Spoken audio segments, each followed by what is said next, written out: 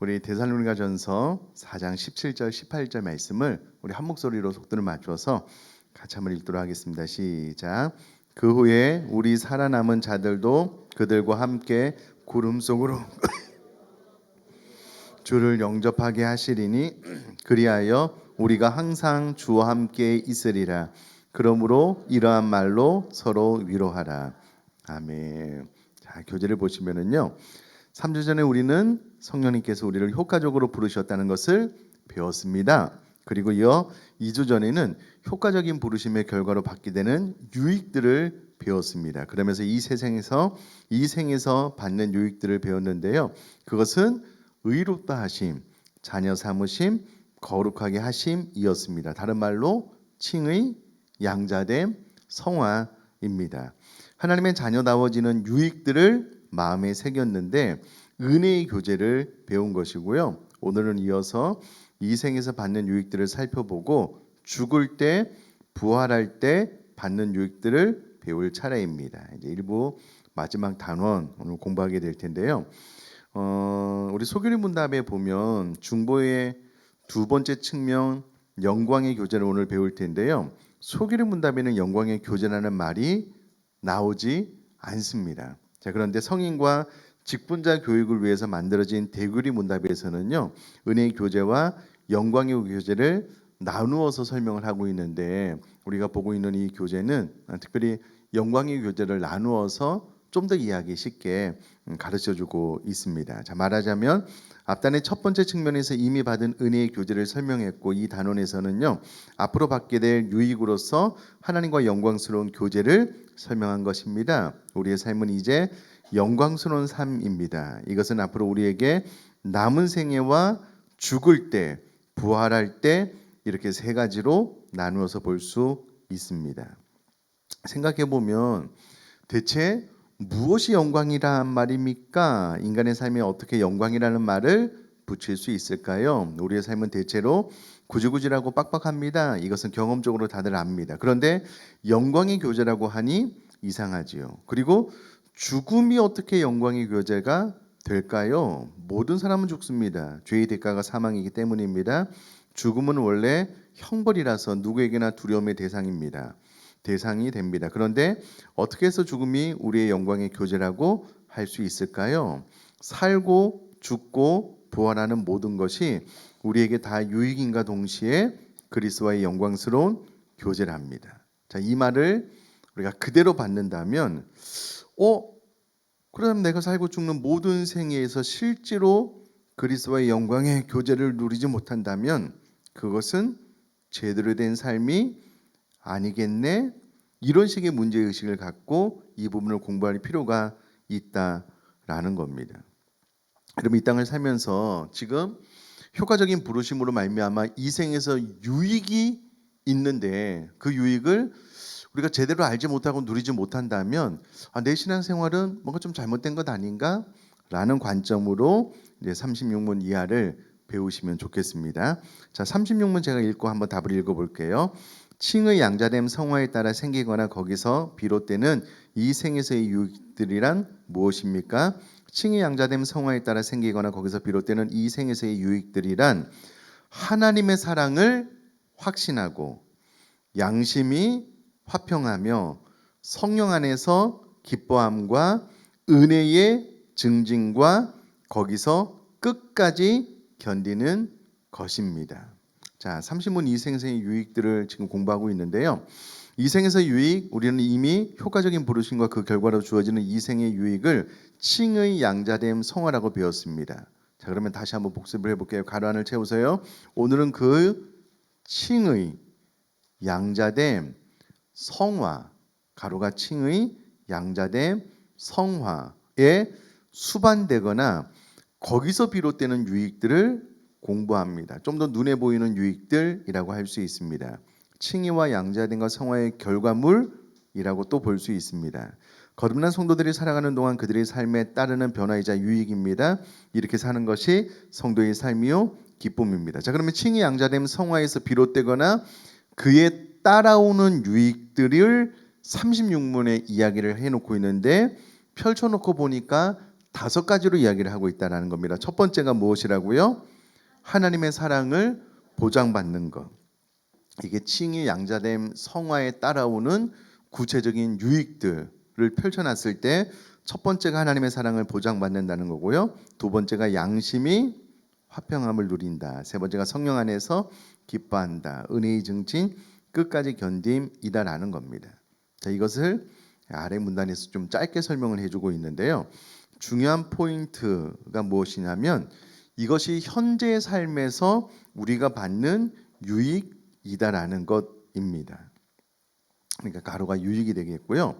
자, 이것을 짧게 설명을 해보면 우리의 남은 인생은 모두 성령께서 우리에게 하시는 일에 속해 있는데 칭의 양자됨 성화에서 비롯되는 파생되는 유익 가운데 첫 번째가 하나님의 사랑은 변치 않고 보장되어 있다라는 겁니다.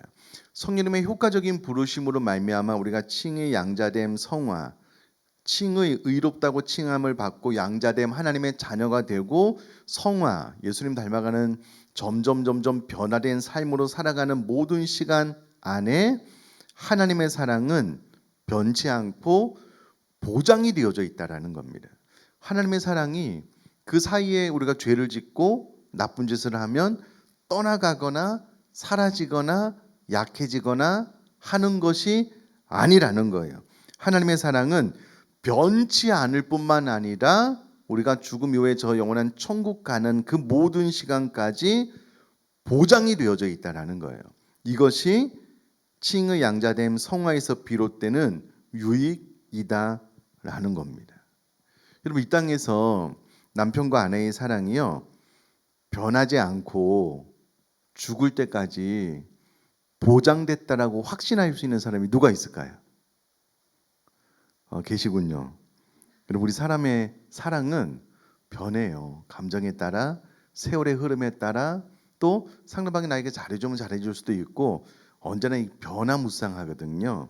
그런데 하나님의 사랑은 일단은 변치가 않는데요. 내가 어떤 삶을 살든 나의 부족과 상관없이 이미 우리가 칭의 의롭다함을 받았고 하나님의 자녀 되었고 또 주님을 닮아가는 변화의 여정 가운데 하나님의 사랑은 언제나 변하지 않는다는 거예요. 뿐만이 아니라 보장이 되어져 있대요. 하나님 나를 사랑하시는 이 사랑이 다른 곳으로 시선을 돌려 빼앗겨 약해지지 않고요. 언제나 보장이 되어져 있다. 이것이 우리가 이 땅에서 받는 현실적인 유익이다라고 이야기를 하고 있습니다. 어떻게 보면 이게 뭔 말이요? 라고 하는데요. 가만히 생각을 해보면 온전한 만물을 창조하신 하나님 나를 사랑하시는데 이 사랑이 변치 않고 내가 마지막 호흡이 멈추는 그 순간까지 보장되었다라는 것은 여러분 이 땅에서 어떠한 보험을 1000개, 10,000개 든 것보다 훨씬 더 안심이 되는 기쁨이 되는 감사가 되는 약속이고 유익입니다. 이것은 이제 영적으로 이게 참 귀한 것이구나 이제 이렇게 알으셨으면 좋겠는데 이렇게 또 깨달아 가려면 또 기도를 통해서 또 하나님 은혜가 점점 내 마음속 깊이 새어지기를 원합니다라는 사모하는 마음이 있으면은요 이와 같은 이 한 구절이 정말 귀한 것이구나라는 것을 알게 될 수 있고요. 자, 두 번째, 나의 양심이 나를 지적하고 괴로울 때가 많지만 여러분 거듭나기 전에는 죄를 죄로 모르기 때문에요. 죄에 대한 양심의 가책 성령님 율법을 통하여 우리들의 죄를 지적하는 것이 없어요. 그러니까 죄를 죄인지 몰라요. 죄를 지으면 더 재미있을 수도 있어요. 그러나 거듭나고 나면 반드시 나타나는 현상은 성령이 양심을 통하여 나의 죄를 지적해요. 그러니 괴롭지요. 그때 사탄은 율법의 정죄를 통하여 우리를 좌절 낙심케 하지만 성령은 우리를 하나님 앞으로 이끌어가요. 그리스도의 보좌 앞으로. 그래서 그 보혈 앞에 용서함 받은 것을 다시 확인시켜 줌과 동시에 여호와 샬롬 평화가 찾아오게 되는 겁니다. 그러니 이 땅을 살아가는 동안에 양심이 나를 지적하고 괴로울 때가 있긴 있지만 그러나 그 죄로 인하여 그리스도의 보혈 앞으로 나가게 되고 진정한 평화를 우리가 얻게 되는 유익이 있다라는 겁니다. 내 마음속에 죄로부터 평화가 찾아오는 이 기쁨과 행복을 이게 정말 나에게 주시는 유익이구나, 감사의 조건이구나 라고 깨닫고 정말 하나님 감사합니다. 이런 신앙생활을 해나가는 것이 거듭난 그리스도인들이 이 땅에서 누리는 유익이다라는 것이고요. 성령 안에서 하나님만이 주시는 놀라운 기쁨을 누리게 될 것입니다. 세상 사람들은 모르는요. 성령께서만 우리에게 주시는 놀라운 기쁨이 있다라는 겁니다. 아마 여러분 세상 사람들이 교회 와서 우리가 예배하는 모습을 보면 아니 이 사람들은 대낮에 술도 안 먹고 어떻게 막 뛰면서 왔다 갔다 하면서 박수 치면서 웃으면서 하나님을 찬양할까 의아스러울 거예요. 그분들은 술 안 먹고 이렇게 재밌게 노는 방법을 잘 모르거든요. 우리는 맑은 정신으로 하나님 앞에 예배하면서 막 되게 즐거워하잖아요. 성령 안에서 하나님만이 주시는 놀라운 기쁨이고요. 이 기쁨은 심지어 여러분 성경을 보면 순교 현장에서도 누릴 수 있습니다. 스데반도 그렇고요. 하박국 선지자들도 그렇고요. 이제 그런 기쁨을 누리는 것이 이 땅에서 우리 그리스도인들이 누리는 유익이다라는 설명이고요. 자, 은혜는 어쨌든 간에 나에게 증진되어 갈 것입니다. 우리가 그 신앙의 그래프를 보면은요. 좋았다가 나빠질 때도 있지만 그러나 큰 그림 안에서 보면 은혜가 점점 증진된다라는 표현인데요. 정말 성화되어 가는 분들은 이와 같은 은혜가 있습니다. 은혜가 점점 더 깊어지고요. 그 은혜를 깨닫게 되고요. 또요. 이 과정이 힘들고 싫을 때가 있는데 그럼에도 불구하고 우리는 끝까지 견디게 될 것입니다. 성령께서 우리를 붙잡아 주심으로 이제는 도망가고 싶어도 못 가요. 예수님 안 믿고 싶어요 해도 안 됩니다. 성령께서 우리들 가운데 늘 역사하기 때문에 그렇습니다. 그런데 그게 다 유익이다라고 이야기를 합니다. 왜 그렇죠? 우리들의 삶이 왜 과정일까요? 하나님 왜 이런 과정을 겪게 하실까요? 이제 우리가 워낙 엉망이어서 고치는데 시간이 걸리는 것일까요? 그것도 맞긴 맞지만 50점짜리 대답입니다. 그러나 100점짜리 대답은 그것이 우리에게 유익이 됩니다라고 고백하는 거라는 거예요. 삶의 여정 모든 것들이 나에게 유익이 된다라는 건데요. 속이는 문답은 이렇게 설명합니다. 저를 한번 봐주시면은요. 이제 연애에다 설명을 하는데 제가 다르게 좀 이렇게 설명을 해볼게요. 여러분 혹시 이렇게 생각을 하시는 분이 계실지 모르겠어요. 영화에 보면 있는데요. 그냥 결혼을 해서 애를 낳고 난 다음에 이 아이가 나의 별다른 노력 없이 그 별다른 관심과 마음 아픔 없이 나를 힘들게 하는 것 없이 알아서 커서 결혼해서 출가해서 그냥 살았으면 좋겠다. 나는 내 인생에 집중하고. 여러분 이렇게 생각하시는 분들이 간혹 계실지 모르겠는데요. 클릭이라는 영화에 보면 이런 것들을 이야기를 해요. 근데 여러분 그게 우리들의 인생이 아니고 내가 배 아파서 낳은 아이가 어릴 때 그러면 뭐 한 1, 2년 안에 평생할 효도를 다 한다고 하잖아요. 내가 똥기저귀를 갈아주면서 그 아이가 웃는 모습을 통해서 행복을 누리고 이 아이가 커가면서 사춘기를 경험하면서 마찰을 겪고 또 어느 날 이 아이가 이제 철이 들어서 아빠 엄마의 마음을 알아주네요. 그리고 이 아이가 정말 사랑하는 마음으로 사랑하다가 커서 이제 출가 외인이 되고 또 결혼을 하게 되는 이 모든 인생의 여정이 우리에게 그럼 때로는 아픔을 주지만 행복을 가져다 주잖아요. 그래서 이 모든 과정이 싫어. 그냥 아이들이 알아서 그냥 다 컸으면 좋겠어. 이런 분이 없잖아요. 마찬가지로 우리가 거듭나고 난 이후에 이와 같은 칭의 양자됨 성화에서 비롯된 이 모든 것들을 이 땅에서 조금씩 알아가고 더 깊이 누리는 것이 우리에게 유익이고 하나님께서 우리에게 주시는 영적인 행복이라는 거예요. 그러니까 이 모든 것들을 행복으로 느끼지 못하고 아이만 다 귀찮아 그냥 나는 막 복이나 받았으면 좋겠어. 이것은 하나님께서 우리에게 주시는 유익과 너무나도 다른 방향으로 가고 있는 것이다라는 겁니다.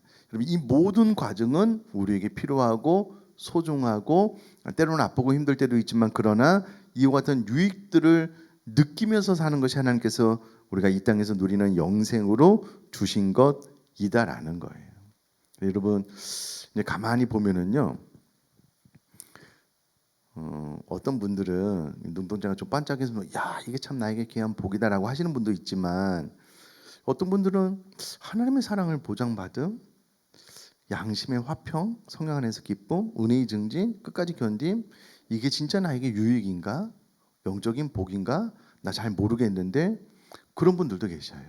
그럼 우리가 살다 보면 어떤 일을 접할 때 좀 이렇게 예민하고 섬세한 분들은요, 예를 들어서 좀 마음이 힘들거나 우울증이 있는 분들은 이 계절의 변화를 잘 못 느낀대요. 근데 좀 보편적으로 건강하신 분들은 이제 밖에서 벚꽃을 바라보고 바람에 흩날리면서 이 벚꽃이 날리는 것들, 또 아름다운 꽃들, 뭐 개나리나 이렇게 활짝 핀 것들을 보면 좀 행복을 느낀대요. 건강하신 분들은. 근데 이제 마음이 우울하고 건강하지 못하신 분들은 세월 사계절의 변화를 잘 못 느끼고 살아간대요. 자기 문제에만 이제 몰입되어져 있기 때문에 그렇습니다. 영적인 삶도 마찬가지예요. 우리가 이 하나님의 은혜가 우리 가운데 풍부히 충만히 부어지면은요, 이와 같은 것들이 하나님의 은혜로 알고 누려져요. 근데 여러분 영적으로 가급하고 늘 내 문제에 이제 몰입되어지고 함몰되어져 있으면은요, 이와 같은 것들이 이게 좀 영적인 유인가, 난 나 잘 모르겠고 그냥 삶이나 조금 편해졌으면 좋겠다, 이제 이렇게 되는 거거든요. 그래서 이제 이런 공부를 통해서 이런 것들이 여러분 흩날리는 꽃잎에도 참 내 마음이 따뜻해지고 행복해지는 것처럼 이와 같은 것들을 배우면서 그렇지, 이것이 나에게 큰 유익이지, 행복의 조건이지 라고 좀 경험했으면 좋겠고요. 이게 이제 머리로는 잘 안 되기 때문에 또 기도가 필요하거든요. 기도를 통해서 이와 같은 은혜가 내 마음속에 좀 잘 새겨지고 경험되어질 수 있도록 또 그렇게 기도해서 하나님께서 이 땅에서 우리가 누리는 유익들을 정말 내가 유익입니다, 행복합니다, 감사합니다 라고 경험할 수 있게 되기를 제가 주님의 이름으로 축복합니다. 자, 이제 이런 것들이 우리가 이제 이 땅에 살면서 받는 유익이다 라고 이야기를 하고요. 37문에서는 죽을 때 받는 유익이 있대요. 또 다음 문에서는 또 부활 때 받는 유익이 있는데요. 자, 37문 3페이지 세 번째 단 제가 한번 읽어볼게요. 37문, 믿는 자가 죽을 때 그리스도께로부터 무슨 유익들을 받나요? 믿는 자가 죽을 때 그 영혼은 거룩함이 왕성되며 즉시 영광 중에 들어가고 그리스도와 연합이 유지된 그 몸도 부활할 때까지 무덤에서 안식을 누립니다. 교재는 이렇게 되어 있습니다. 질문 자체가 좀 웃깁니다. 아니 지금 사람이 죽는 마당에 무슨 유익을 받느냐고 묻다니 장례식장에서 잘못 써먹다가는 두들겨 맞기 딱 좋은 질문입니다. 하지만 믿는 자는 죽을 때도 유익이랍니다. 질문에 내포된 전제가 그것입니다. 우선 생각할 점은 이것이 정말 우리에게 유익인가 하는 것입니다. 이 답변이 마음에 드는지요? 죽음도 유익이라니까 마음에 드시는지요? 내 두말할 것도 없이 최고로 좋은 것입니다. 사람에게 그 어떤 불행이라 해도 죽는 것보다 더 하겠습니까? 하지만 죽음조차 유익이라니 그리스도에게 받는 유익이란 정말 엄청난 것입니다. 우리 믿는 사람들은 죽음도 유익이래요. 장례식장 가서 죽음을 애도하고 있는 분들에게 죽음도 유익이에요 그러면 뺨 맞기 딱 좋잖아요. 근데 성경은 정확하게 죽음도 유익이래요. 그 이유가 있다라는 거예요. 자, 그리스도의 구속으로 말미암아 받는 유익인데요. 이 질문에서 또 하나 중요한 것은 from Christ입니다. 그리스도로부터. 이것도 그리스도의 구속으로 말미암아 받는 유익이자 그리스도의 영광의 교제라는 것을 잊지 말아야 합니다. 이렇게 다시 한번 강조해 주는 것은 죽음의 순간에도 우리는 그리스도의 연합을 이룬 상태임을 강조하기 위한 것입니다. 우리는 개별적으로 존재하는 것이 아니라 이미 그리스도와 연합된 자들입니다. 살아서나 죽어서나 그리스도와 분리되지 않습니다. 우리가 거듭나고 난 이후에 성령님이 우리 가운데 내주하심으로 우리는 그리스도와 연합하게 되었는데요. 이것이 죽을 때도 연합한 모습 그대로, 부활하고도 또 그대로라고 이야기를 하는데요. 자, 두 가지로 설명합니다. 영과 몸으로, 그 이유는 우리가 영혼과 몸으로 되어 있기 때문입니다. 가로의 영혼과 또 그다음 가로는 몸으로 되어 있기 때문입니다. 자, 뭐 하나 빠짐없이 두려움 없이 안심할 수 있도록 해주는 최고의 답변입니다. 영과 몸이 모두 다시 말해서 완벽한 보장이 되어 있습니다. 나중에 부활을 하더라도 영과 몸 모두의 완전한 부활이 될 것을 예상할 수 있습니다. 만약 영혼만 살아나오면 귀신이고 몸만 살아나면 좀비입니다. 그렇게 되고 싶지는 않잖아요. 자, 1번, 우리 영혼은 거룩함이 완성되어 즉시 영광 중에 들어간다라는 겁니다. 그것이 37문 답에 정확하게 나와 있는 바인데요. 성도의 죽음은 성화의 과정을 다 마치고 하나님께서 원하시는 거룩함이 완성되는 종착점입니다. 성도의 죽음이 그렇다는 거예요. 그리고 성도가 죽는 순간 즉시 영광 중에 들어갑니다. 그 성화의 과정을 겪은 그 영혼이 거룩함이 완성된다라는 겁니다. 100% 거룩한 영혼이 된답니다. 그리고 하나님을 직접 대면하는 하나님 곁으로 간답니다. 그러니까 우리가 딱 죽는 그 순간 우리 성도님들의 영혼은 거룩함이 완성될 뿐만 아니라 즉시 주님 계신 하나님 계신 천국으로 가게 되므로 즉시 영광 중에 들어간다라는 거예요. 그래서 성도는 죽음도 유익하다라는 겁니다. 자, 4페이지로 넘어가 보면은요. 이에 대해 잘못된 관념들이 얼마나 많은지 모릅니다. 전래동화처럼 이승에서 며칠을 보내면서 한풀이라는 것이 아니고 즉시 하나님 곁으로 간다는데 뭐가 아쉬워서 이승을 방황하겠습니까?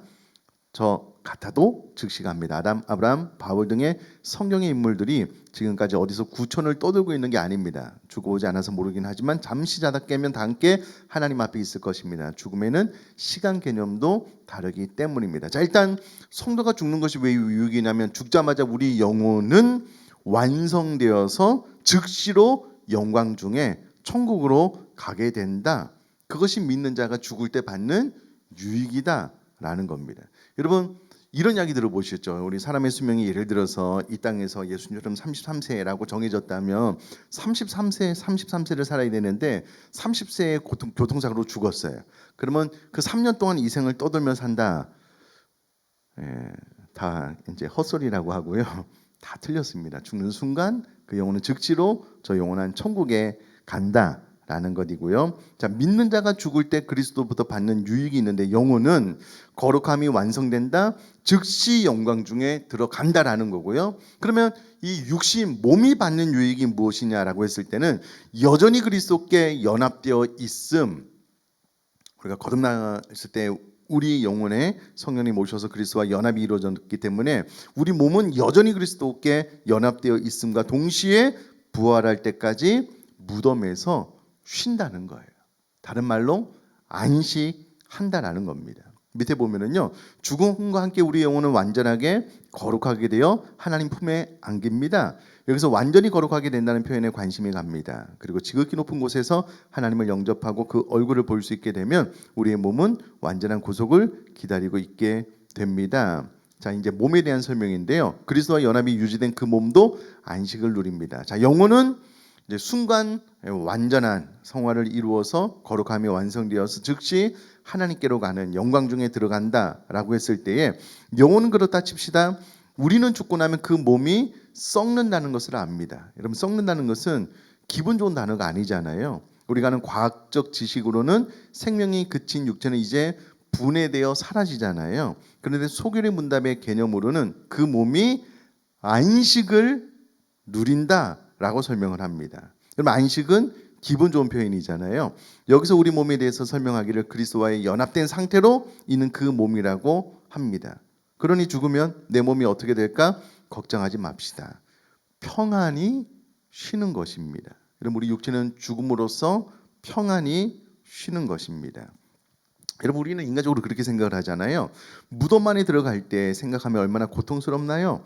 갑갑하고 어두운 장면이 연상되고 썩어갈 것이고 구더기는 지나다닐 것이고 우리가 감기에 걸려서 코가 막혀도 갑갑한데 죽음을 생각하면 참 괴롭습니다. 그래서 죽기가 싫습니다. 하지만 이제 우리에게 죽음은 이런 두려운 공포가 아닙니다. 죽음은 뭐 하는 것이라고요? 안식하는 것이다 라고 알려주고 있습니다. 저를 잠깐 보시면은요, 그럼 그렇게 생각하시는 분이 계셔요.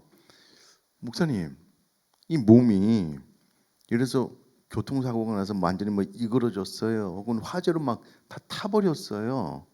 그러면 우리가 부활할 때에 그 몸은 어떻게 되는 거예요? 뭐 이렇게 화상으로 그냥 다 탄 사람들은 그 몸으로 부활하는 건가요? 이렇게 질문하는 경우가 있는데요. 그렇지 않습니다. 이제 사도 바울에게 그렇게 질문을 했을 때 사도 바울이 이렇게 설명을 했는데요. 씨 있잖아요. 씨를 땅에 심으면 이 씨 안에 생명이 있기 때문에 자라나는데 씨만 보면 이 씨가 어떤 형상으로 자라날지 아무도 모르잖아요. 그래서 우리가 이제 죽으면 이 씨를 땅에 심는 것인데 우리가 어떤 부활체가 될지는 아무도 몰라요. 아무도 모릅니다. 다만 알 수 있는 것은 나중에 좀 배우겠는데요. 알 수 있는 것은 예수님이 부활하시고 난 이후에 처음에는 제자들이 잘 엠마오로 가는 제자들 못 알아봤지만 말씀을 풀어주고 먹이고 하신다고 이후에 예수님을 알아봤고요. 제자들도 예수님의 육신을 바라봤을 때 즉시로 알아봤을 뿐만 아니라 예수님의 손의 옆구리에 이제 창자국 못자국 난 것을 이제 만져보기도 했는데요. 그러므로 지금 현재 육체와 완전히 다른 육체로 부활하는 것은 아니다라는 것은 알 수 있어요. 천국에 가면 서로가 서로를 알아봅니다. 여러분 성경에 보면 부활하여 또 천상에 있다 이렇게 나타난 성경의 인물들을 제자들도 그러고 다 알아봤거든요. 그러니까 전혀 모르는 상태로 부활하지는 않을 거예요. 그러나 여러분 우리가 교통사고가 났든 뭐 화장을 하든 우리가 일단 땅에 묻어지면 육체가 다 썩어서 없어지기 때문에 뭐 장기를 기증을 하든 다 괜찮습니다. 부활하면 하나님이 우리를 거룩하신 몸으로 부활체로 살게 하실 것이다라는 것을 기억하셨으면 좋겠고요. 죽음은 두려움이 아니고 안식이다. 그러므로 죽는 순간도 유익이다. 뿐만 아니라 우리 육체도 그리스도와 연합된 상태로서 안식하고 있다가 부활체로 완벽하게 저 영원한 천국에 들어갈 것이기 때문에 우리 그리스도인들에게 죽음까지도 유익이 된다라고 교리가 알려주고 있습니다. 간혹 이제 좀 이간식에 참여하거나 이렇게 화장할 때 참 우리 유가족 분들이 고인에 대한 애절한 마음 때문에 눈물을 흘리잖아요. 저도 저희 아버님 돌아가실 때 저는 안 울 줄 알았는데 많이 울었습니다. 간혹 하나님께서 저희 어머님을 부르시면 어떻게 할까 생각만 해도 눈물이 나요. 진짜 그렇습니다. 너무나도 사랑하는 마음이 크기 때문에요. 그런데 예를 들어서 저희 아버님이 소천하시고 난 이후에 매장될 때, 야, 저 흙이 묻히면 저 답답해서 어떡할까? 그게 안타까워서 우는 건 아니에요. 그러면 화장할 때, 막 뜨거워서, 막 이렇게 이 관에 그냥 답답한 채로 뭐 이렇게 이동하면 힘드시지 않을까? 그래서 우는 게 아니에요. 전혀 그렇지 않습니다. 죽으면 우리 영혼은 바로 어디로 간다고요? 영광, 거룩한 성화된 몸으로 천국에 가요. 영혼은. 육신은 안식하는 거예요. 그러니까 이제 장래 가운데 막 화장하면 너무 뜨겁지 않을까? 그래서 우는 게 아니에요. 전혀 그렇지 않습니다. 이 교제 내용을 잘 보시면 좋겠고요. 그러면 이게 세상 사람들은 우리 그리스도인들을 죽었다 깨어나도 이해하지 못하는 것은 우리는 이렇게 배우고 나면 죽음도 뭐라고요? 유익이라고요. 영혼은 바로 천국 가고 완전한 거룩한 몸으로 변화되어 육체는 그리스도와 함께 안식을 누리게 되니 죽음도 유익이다. 왜냐하면 이 땅에서의 삶보다 비교할 수 없는 영원한 천국으로 가게 되니 그게 슬퍼할 일이나 좌절하거나 울 일이 아니다라는 겁니다. 고인에 대한 사랑하는 마음 때문에 이제 뭐 어떤 못다한 효도에 대한 아쉬움 이런 것들 때문에 우는 것이지 그 육체가 뭐 고통을 당해서 그런 거는 아니다라는 것을 이제 이 교리를 통해서 배울 수가 있습니다. 자, 38문이요. 믿는 자가 부활할 때 그리스도에게서 무슨 유익을 받나요? 질문하고 난 이후에 믿는 자들은 부활할 때 영광 중에 다시 일으킴을 받아 심판의 날에 공개적으로 인정받고 무죄 사면되며 항상 영원토록 하나님을 온전히 즐거워하는 최고의 복을 받게 됩니다. 이제 부활할 때 우리 그리스도인들이 받는 복을 설명합니다. 제가 한 번 더 읽어볼게요. 믿는 자들은 부활할 때 영광 중에 다시 일으킴을 받아 심판의 날에 공개적으로 인정받고 무죄 사면되며 항상 영원토록 하나님을 온전히 즐거워하는 최고의 복을 받게 됩니다. 자, 오늘도 소개의 문답 1부 마지막 문답인데요. 부활에 대해서 공부하고 있습니다. 부활은 우리 입장에서는 너무나 당연한 사실이지만 우리만 빼고 온 세상이 부인하는 사건입니다. 게다가 우리도 나중에 부활한다는 것이 성경의 가르침입니다. 그리고 중요한 것은 앞에서 성도의 죽음에서와 동일하게 이것도 그리스도와 연합된 덕분에 우리가 받게 되는 유익의 맥락에서 다룹니다. 죽음에서와 달리 부활이 유익이 된다는 점 그리 어색하지 않으므로 바로 본론으로 들어가겠습니다.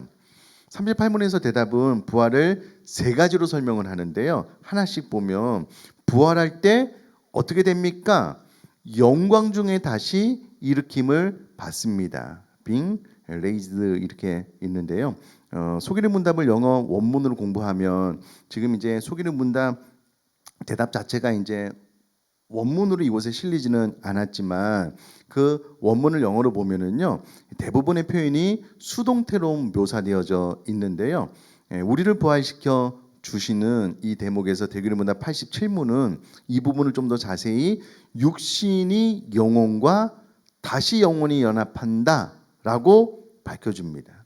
부활 후의 우리 모습은 예수님의 부활 후 모습처럼 지금의 몸과는 같으면서도 다릅니다. 그러니까 서로 알아볼 수 있기는 한데 예수님께서 부활하시고 난 이후에 제자들이 사방으로 문을 꽁꽁 걸어 잠근 집에 쓱 통과해서 나타나셨잖아요. 그러니까 부활한 몸이 서로를 알아볼 수 있는 형체이기는 한데 또 부활체는 이런 공간의 제약을 받지 않고 다닐 수 있는 어떤 그런 몸이다. 그래서 같으면서도 다르다라고 설명을 해주고 있는데요. 대체 어떤 모습일까? 막 빛이 나나? 미스코리아처럼 영화배우처럼 멋진 모습일까? 예수님처럼 닫힌 문도 막 통과하고 막 숲길로 떨어진 곳에 나타나고 등등 여러 가지 상상해 볼 수 있습니다. 정확하게 어떤 모습인지 우리로서는 감이 잘 오지 않지만 하여튼 더 좋은 모습으로 완벽한 모습으로 변할 것입니다.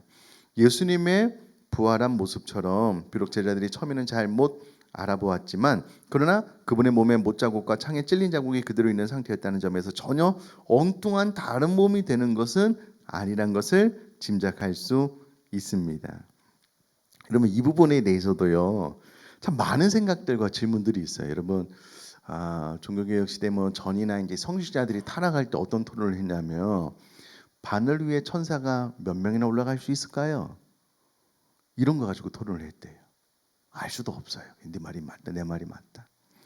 그럼 성경의 그 부활장 고린도전서 15장을 보면 사도 바울이 명확하게 이야기를 하지 않고 이렇게 두리뭉실하게 이제 부활체에 대해서 이야기를 하는데요.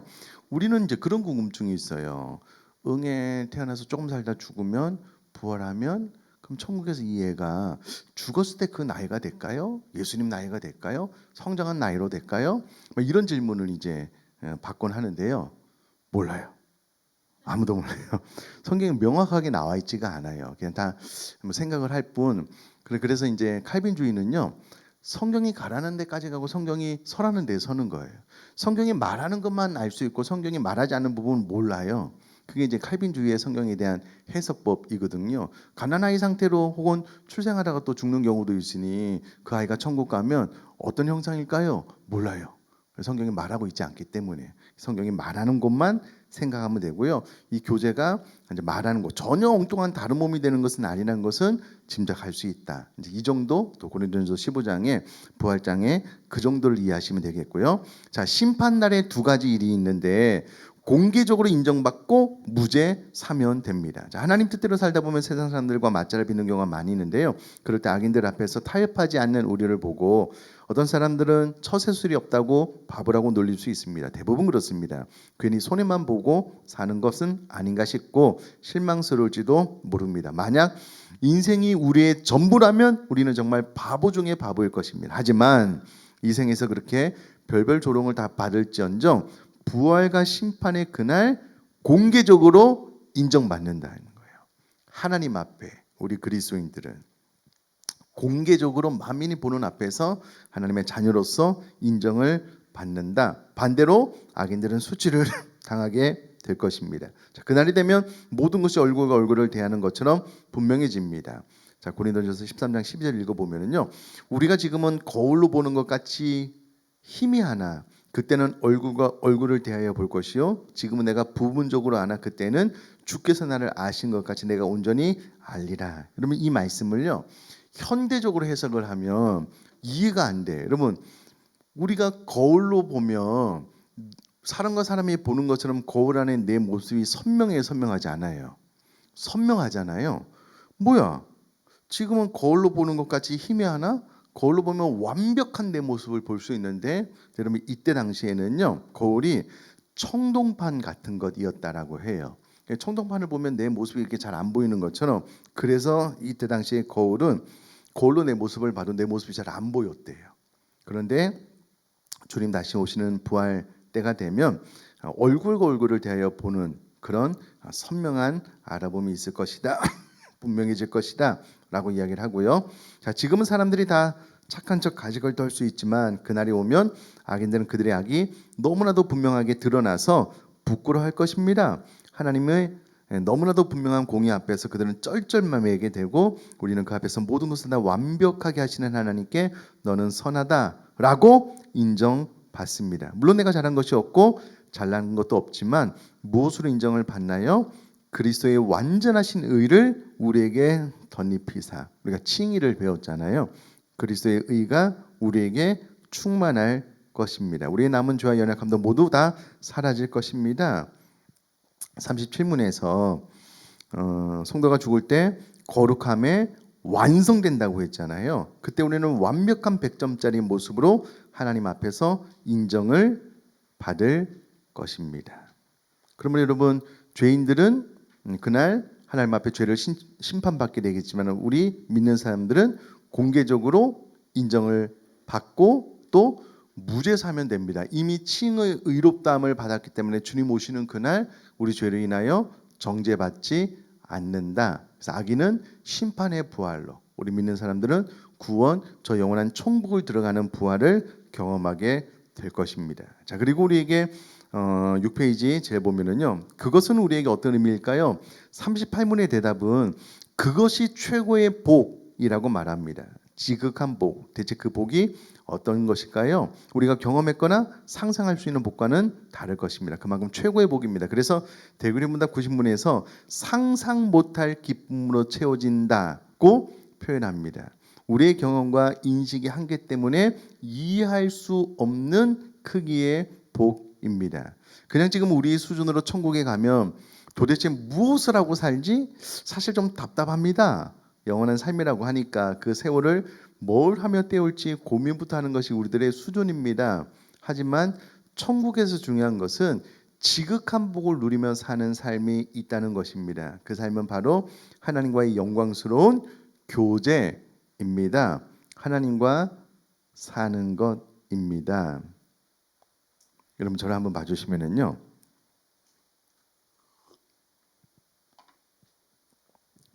천국 가면 영원히 살잖아요. 그리고 성경 계시록에 보면 24시간 예배만 한대요. 어떤 사람은 천국에서 하나님께서 이 땅에서 스포츠를 주신 것처럼 천국 가서도 뭐 스포츠도 하고 뭐 낚시도 하고 골프도 치고 그러지 않을까라고 이야기를 하지만 성경 어디에도 그런 말은 없습니다. 일단 요한계시록에 보면 그곳은 24시간 하나님을 예배하는, 영원토록 예배하는 나라다라고 이야기를 해주고 있어요. 자, 그러면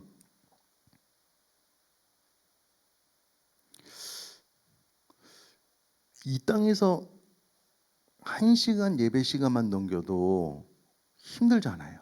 시계 보고. 그럼 부흥사분이 오셔가지고 막 예배, 집회 시간이 1시간 반인데 막 설교만 막 2시간, 3시간 했어요. 처음에는 너무 은혜스럽다가 2시간이 지나면 우리는 어떻게 할까요? 이제 뭐 시계도 보기도 하고, 와, 좀 빨리 좀 끝났으면 좋겠다. 이제 하나님 앞에 간구도 하고 3시간 정도 하면. 여러분, 천국 가서 이 예배를 얼마를 한다고요? 24시간을 영원토록. 그러면 이게 걱정되지 않으셔요? 걱정되지 않으셔요? 네. 천국보다 좀, 천국이랑 지옥 좀 중간 좀 있으면 좋겠다, 뭐 그런 생각 좀 안 드셔요?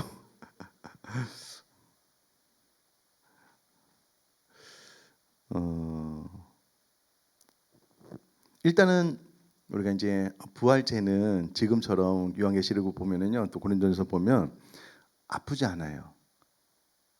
죽지 않고요, 병들지 않아요. 건강할 거예요. 자지 않아도 돼요. 체력이 아마 무한대로 될 거예요. 그러니까 24시간 예배도 피곤하지 않는 몸으로 우리가 완벽한 몸으로 부활할 거예요. 근데 이제 이게 영원이다라고 하니까는 이제 우리는 걱정하잖아요. 그래서 제가 옛날에 이런 질문을 받고 신학교 때 선배님인지 교수님인지 그런 설명을 해줬는데 저에게 좀 도움이 많이 되더라고요. 제가 우리 아내랑 연애할 때 친구가 결혼 전에 둘이 이제 영화를 잘 안 보니까 티켓을 줬어요. 영화 티켓을 줘서 영화를 봤는데 그 영화 제목이 타이타닉이라는 영화예요. 그래서 우리 아내랑 뭐처럼 이제 영화를 보러 갔으니 팝콘을 사가지고 영화를 딱 봤는데 영화가 만 4시간 전후 될 거예요. 진짜 거짓말이 아니고요. 처음에 이제 팝콘을 이제 둘이 해서 이렇게 딱 먹다가 팝콘을 다 못 먹고 영화가 끝났어요. 너무 재밌는 거예요. 너무 재밌는 거예요. 말로 설명하기 어려운 너무 재밌는 거예요. 일단 영화도 재밌고 사랑하는 제 아내가 옆에 있으니까 이제 또 그것도 좋았겠지만 너무 재밌는 거예요. 그 4시간이 40시간, 400시간, 4000시간으로 늘어나도 그 4시간은요 너무 재밌게 본 거예요. 천국에서 예배가 그럴 거야. 1시간 예배가 너무 좋은데 이게 막 24시간 영원토록 해도 그 너무 좋은 기억이 멈추지 않고 계속 지속되는 것, 그게 천국에서 예배야. 선배님인가 교수님인가 그렇게 설명을 해줬는데 이해가 딱 되더라고요. 여기 뭐 우리끼리 있으니까 제가 이제 드라마를 잘 안 보는데요. 처음부터 보는 드라마는 거의 없어요. 근데 어떤 드라마가 나오고 이제 그 뭐 드라마가 1등을 하든 시청률이 높으면 하나는 딱 봐요. 하나는. 2개도 안 봐요. 하나는 딱 봐요. 퀴즈. 요즘 제가 어떤 드라마를 볼까요? 네? 눈물의 여왕이라는 드라마를 봐요. 너무 재밌어요.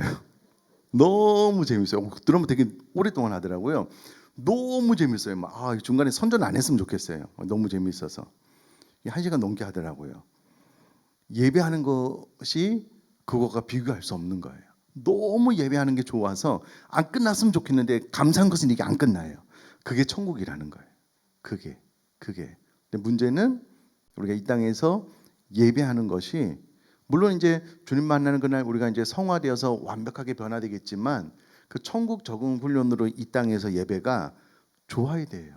즐거워야 돼요. 찬양하는 것이 행복해야 돼요. 왜 우리 교회 교육자들은 막 일어나서 찬양하는 거 막 시키지? 그게 아니고요. 그게 감사가 돼야 돼요. 내가 못하니까 좀 막 뛰면서 막 찬양하고 막 너무 재밌고 막 더 예배하기 위해서 좀 운동도 하고 더 잘 뛰기 위해서 몸을 가볍게 하기 위해서 그렇게 해서 예배하는 자세도 좋아지고 마음도 좋아지고 그게 이제 천국의 기쁨을 이 땅에 끌어당겨서 누리는 거고요. 그게 부활하고 나면 완벽한 모습으로 변화가 되어서 영원토록 하나님 앞에 예배하는데 이 시간이 끝나지 않았으면 좋겠다라는 행복으로 가득 찰 거예요. 그게 이제 천국의 예배인데 그것이 최고의 복, 상상 못할 기쁨으로 부활하고 난 다음에 채워지게 되는데 그 삶은 바로 하나님과의 영광스러운 교제라는 하나님과 사귀는 것, 예배를 통해서. 자, 놀라운 것은요. 그 밑에 일단 보면 이제들이요 38번의 마지막 줄을 공부하는데 마지막 줄이요 전체 시작인 질문에서 배웠던 바로 그 표현이 다시 등장합니다. 놀랍습니다. 이게 구조 자체가요 하나님을 즐거워한다는 말로 1부의 마지막 문단을 마치고 있습니다. 항상 영원토록 온전히 즐거워한다고 합니다. 항상 영원토록 온전히.